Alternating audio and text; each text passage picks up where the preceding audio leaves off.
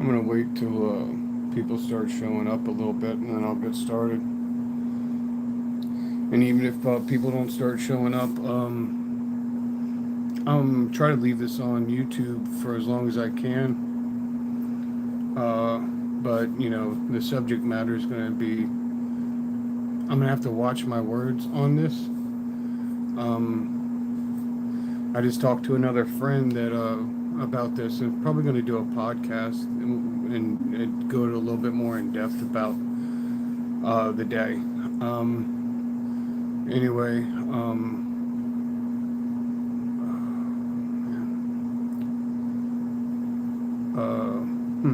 how do I start this off? Okay, I'll give you a little bit of history about myself and in the region that I come from. I'm an independent wrestler. I'm nobody special. I'm known as like Madman Brando. I was known as the American Bulldog at one point. Bam Bam Blackwell, Shooter Blackwell, Blitzkrieg.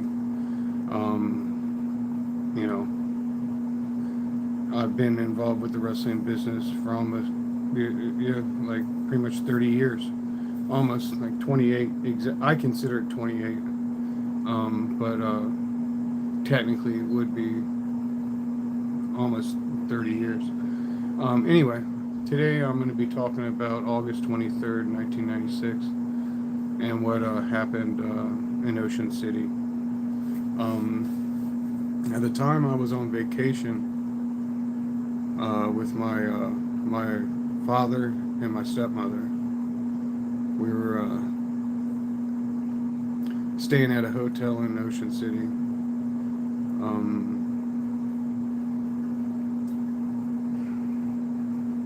Uh,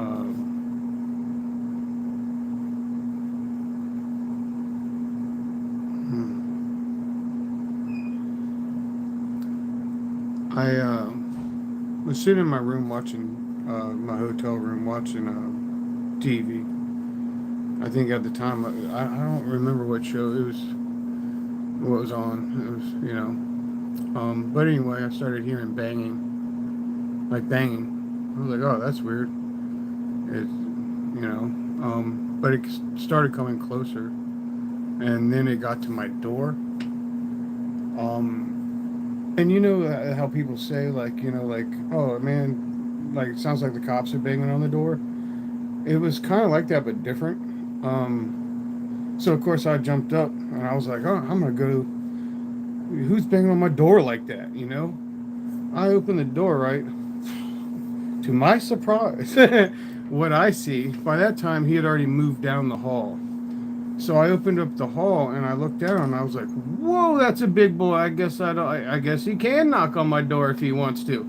Like he wasn't that much bigger than me, but he was ripped, like a good sized boy, and he was in his undergarments, like. But I just figured it was probably a young college kid, probably on a football team or just out at Ocean City having fun on vacation, just like me. So I shut my door. A few minutes later, the night desk woman came upstairs, and I heard some talking. I heard some yelling. What he was saying didn't really make sense. And I know why now. But it only took me having children to figure out what was actually going on.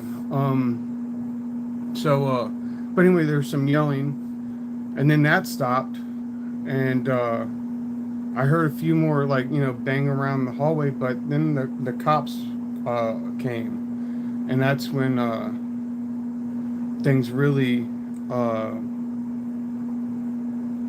escalated, like really quickly. I think what they assumed is maybe he was intoxicated or something. What I know for a fact is because I've seen it after having a kid. Like my son sleepwalks. He has his entire life. One time when he was 4 years old. And this is funny because he's literally my tag team partner now. He was 4 years old. We were laying in the bed sleeping. It was like 2 o'clock in the morning. He said, and he gets up, he jumps on his feet, and he leans over to me and he says, "Dad, tag me in, tag me in." I'm like, okay. And I tag him in. He turns right around and runs full speed into the wall that our bed's up against. And of course, I'm in shock. That was the first time I found out that my son sleepwalks. And then later on, he would have like future like episodes, and he would talk, and it wouldn't really make sense. And that's exactly what Neil was doing that night. He was not awake. He was sleepwalking. And I don't think the the cops. I think they assumed something else, and they went, because it's a college town, a university or whatever, and or there's a lot of people that go there and party, and I think they just assumed they were dealing with another, like, but he was asleep. He was sleepwalking, and I even like the stuff he said made no sense, but I think what was happening in his dreams, just like my son, like, my son would go, like, like he would wrestle, watch wrestling on TV, and then he'd have dreams about wrestling and do it in his sleep. I think he was having a wrestling match the night before. I think he wrestled like in New Jersey, and he came back, and I guess he was staying at we were staying at the same hotel. So yeah, he was sleepwalking, and things escalated quickly. It moved down the hall. And I knew all of this while they were up by the elevators and stuff like that. They moved the opposite way and went to like this, like, ice machine area. Like, you could get like ice and other stuff there. And they moved it down there. That I heard a bunch of banging and metal and clanging and stuff like that. But I couldn't hear anything of what they were saying at that point. So some, like, a good amount of time goes by, like, and me and my stepmother at the time, who's still alive, and she's gonna come into this story. She was one of those people, like, no, this is wrong. Like, there's some. She just didn't. She felt something was up, and she was like, I'm gonna. I want. She had to go, and so I was like, my dad was like, all right, I can't. He's like, I can't go, and there's reasons for that, but so my dad didn't want her to go alone, so I went with her, and that's when we figured out that they had all moved down. I guess something. The next thing I remember is standing with my stepmom in a stairwell that led down out into the parking lot with the cops and him engaged. And the last thing I remember seeing is he went to turn around and run. And like his foot, when you get caught, like the front pad of your foot gets caught, he like fell. And when he fell, one arm was down by his side and one arm was like up here. And they jumped on him. All four of them jumped on him. And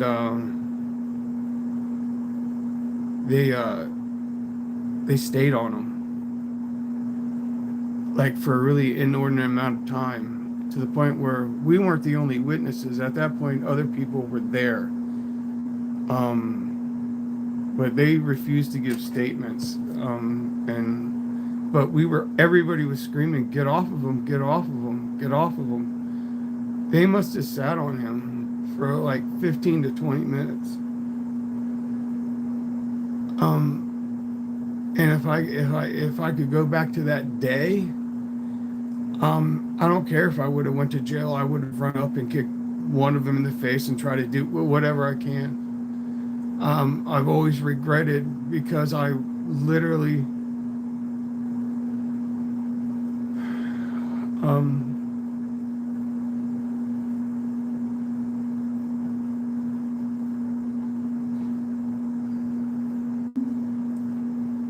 literally watched them take his life from him. And we were all screaming. And I'm talking about 10 or 15 minutes screaming, get off of him. Get off of him. You're going to kill him. You're going to kill him. He's not moving anymore. He's not moving anymore.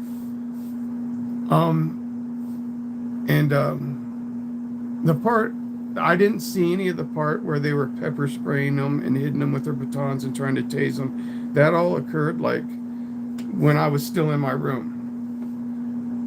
I guess at the vending area, towards the vending area. I know like on the hotel wall, when you went down the hall, you could see like an orange spray like on the wall. And I only noticed that once I went back to my room. But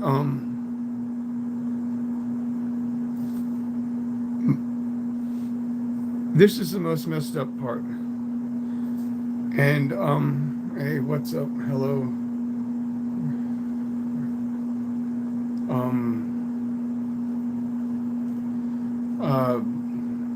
Sorry, I just got comments coming by.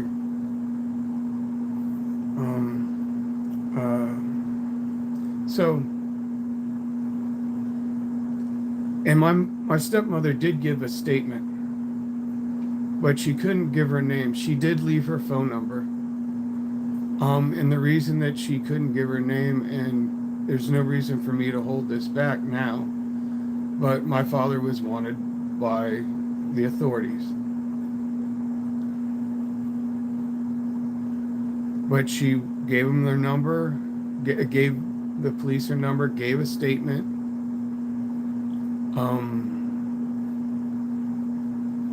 They never called us.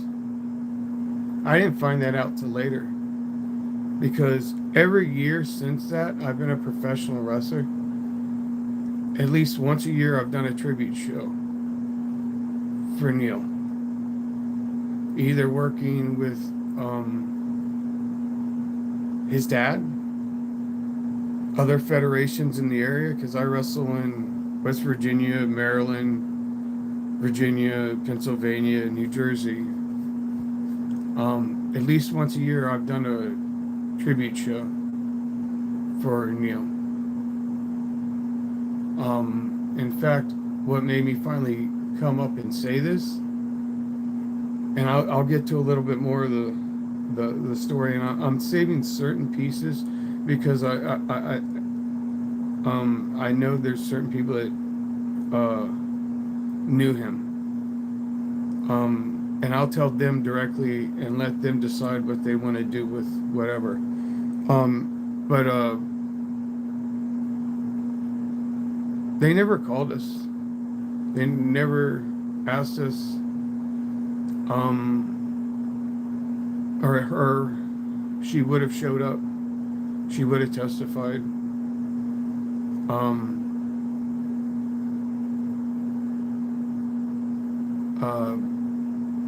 Because of what she saw. She's still alive. And the only reason, like I said, she didn't give her name is my dad was afraid that if she did, they'd know where she was and then they'd know where he was. But I've had to live with this for like 30, every tribute show, because sometimes I show up to a show and I don't even know it's going to be a tribute show. And it always hits me. It was just a couple months ago for Hall of Fame for EPW. And Dick Karakoff, his father, was going into the Hall of Fame for EPW. And while everybody else is, worrying about the show, it brought me right back to that day.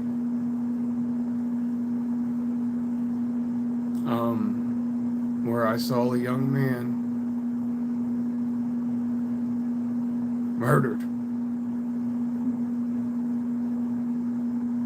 He was gone long before they got off of him, and then they didn't do anything to try to resuscitate him.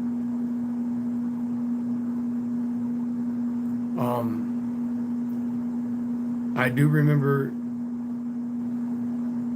At least two of them, once the ambulance came, they tried to help, but the other two officers just stood there. And they got off.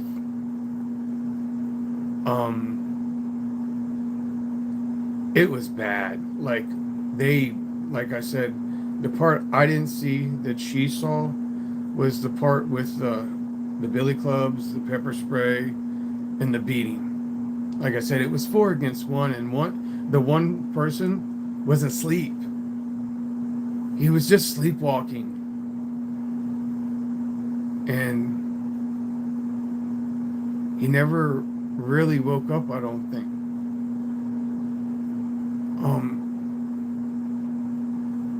And if he did, by that point, he would have been concussed. And probably wondering why the hell is everybody beating me and hitting me. And that might have been when he turned to run away. Wait, I don't know. But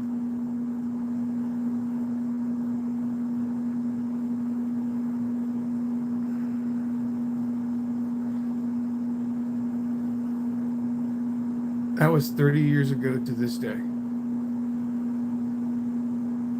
30 years ago. And I hope that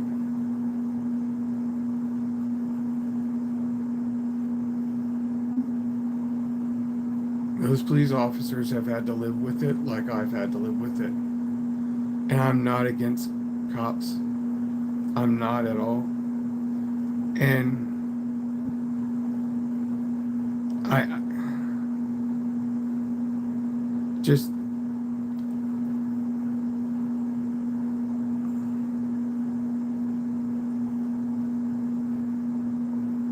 like I said, I think they misread the situation.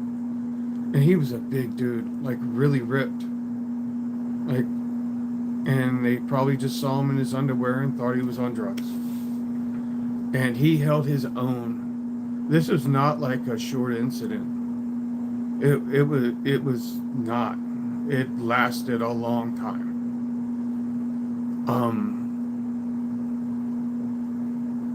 A long time. And even after all that fighting that lasted a long time,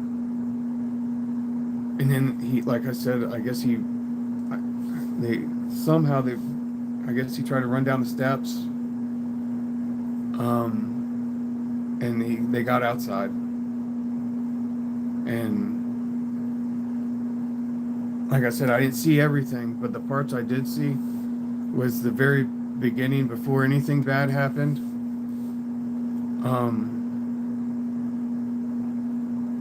And then the end. And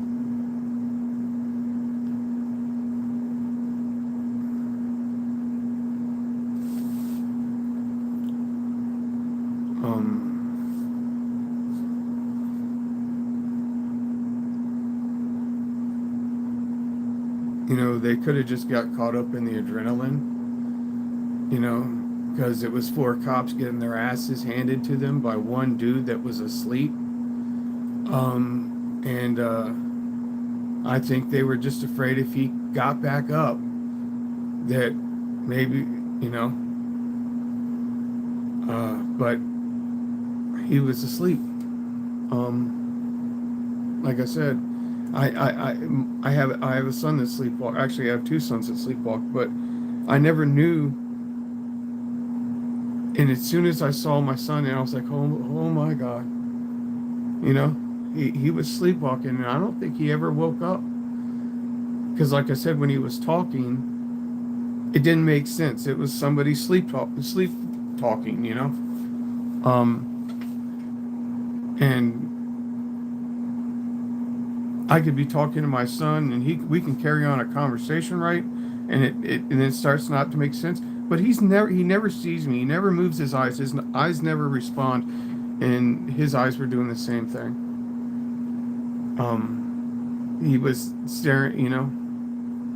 He was sleepwalking, and they thought he was on drugs, and he was such a big, powerful dude that a compound uh, a compound thing of mistakes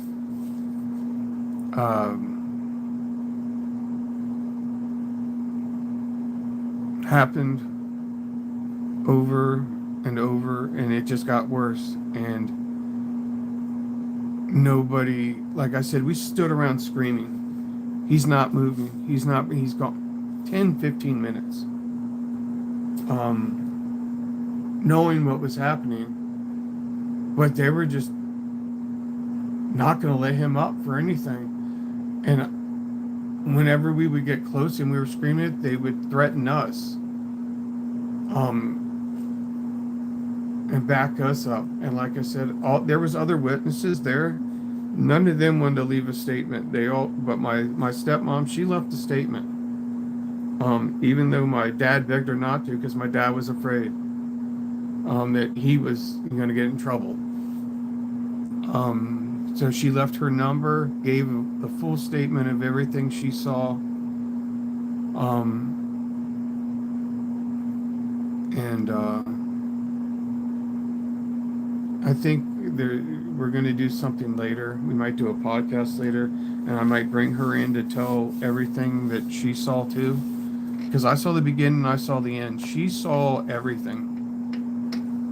And like I said, even though she was risking herself, that she just didn't give her name. She gave her phone number, everything but her name, because she was afraid that if they knew her name, they would realize that my dad was there. So, and it's, you can go look at the Wikipedia article. There's a unnamed woman that gives a witness account. That's my stepmother.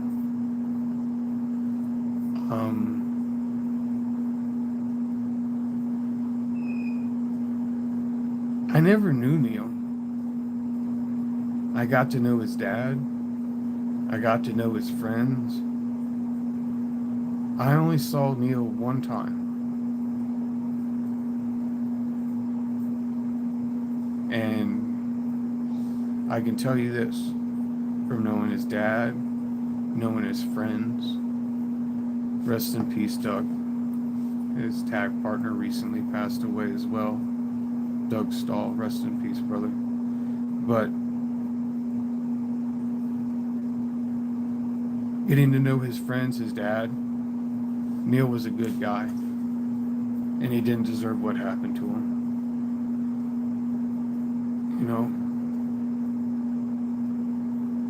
He was sleepwalking, and I don't think he ever got to wake up, and if he did, by the time he did, he was concussed, badly beaten, maced, tased, and then sat on by 4 guys for 15 to 20 minutes. Long after he,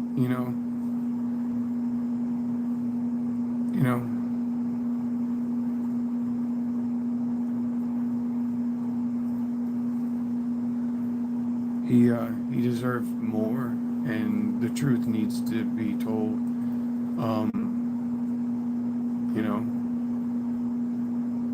In my opinion, compacting factors led, and like I said, I'm not against police at all. I've worked with the police, I've done charity stuff, everything, but they messed up that day. And I know there was a crowd there begging them to get off of them, and they just wouldn't. And to have 4 guys sit on anybody, whether it doesn't matter how rich you are, when you're compressed for that long, like I said, it was 15 to 20 minutes, and that might be short. We begged, get off of him. He stopped. You're gonna kill him, and they did.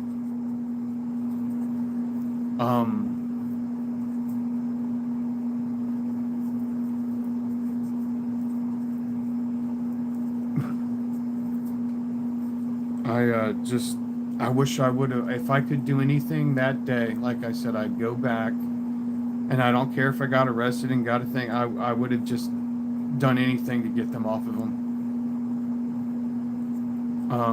Like I said, I've been a professional wrestler for a long time. I never got to meet him. I only saw him that day. But becoming a professional wrestling in Maryland, New Jersey, Virginia, Pennsylvania, West Virginia, everywhere I've gone, and every wrestling federation I've ever wrestled for, at least once a year, we've done a tribute show for him, and every time it takes me back to that day. And like I said, I'd do anything. Just knowing everything I know now, I watched, when I should have, you know, it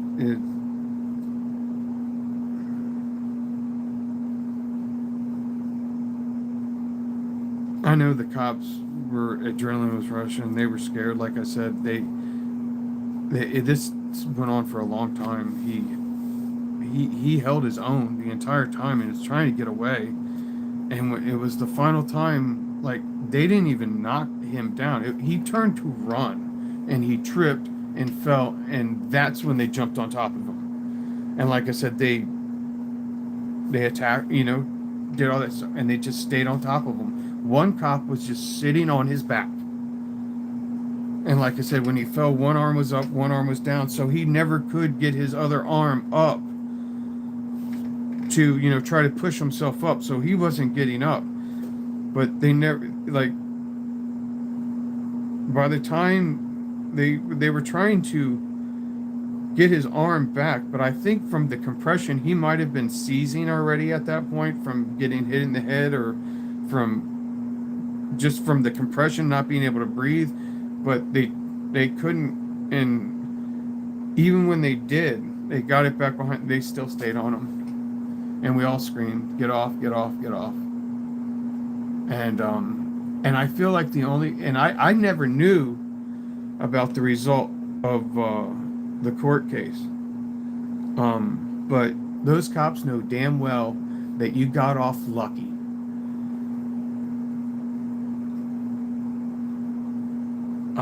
Because you fucked up. And I have to watch what I say, because I know this is probably going to get taken down, but you took a young man's life, and he got away with it. And like I said, you never called us at all to come testify. My stepmother would have come and testified.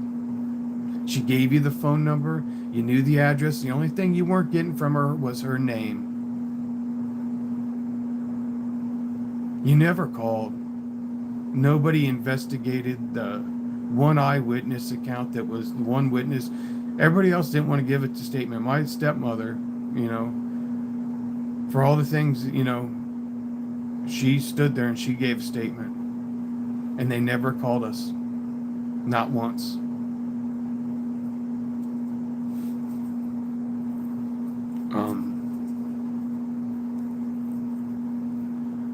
I stood right by her.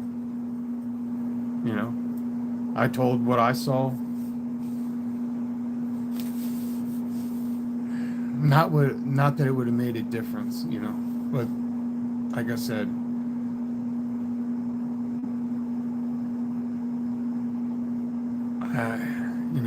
I don't wish evil on anybody, but and I really don't know what to say other than the things I've said.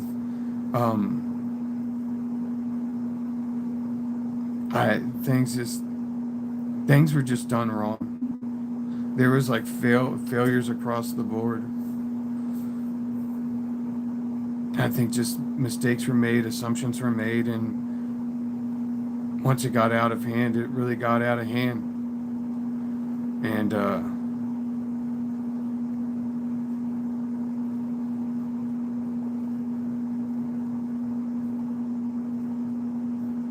like I said, I've never been able to forget about that day. Once a year, I relive it. And I think that's my punishment for not doing something to stop it.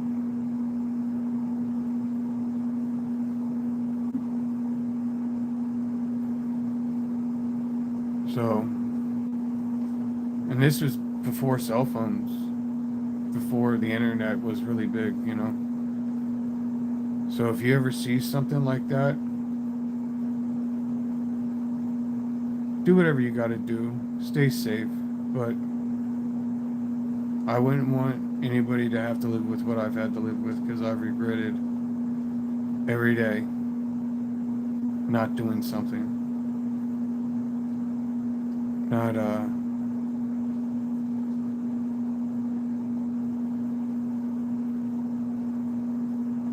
because I knew what was happening.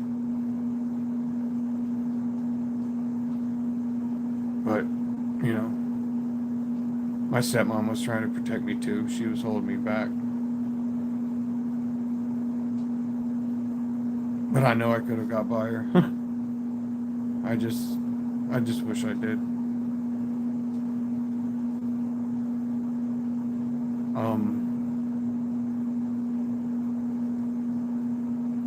All the other stuff and stuff like that.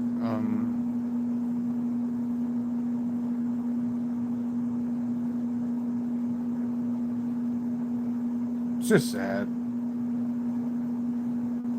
I wish I was a better storyteller or had something more to say, or I just think,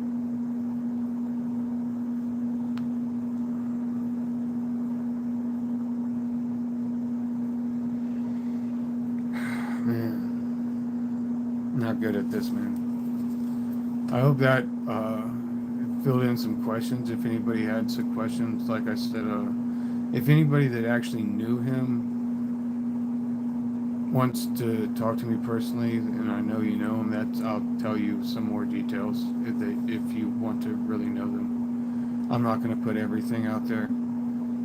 I just want basically what I wanted to get off my chest was, you know, in my opinion, it was murder.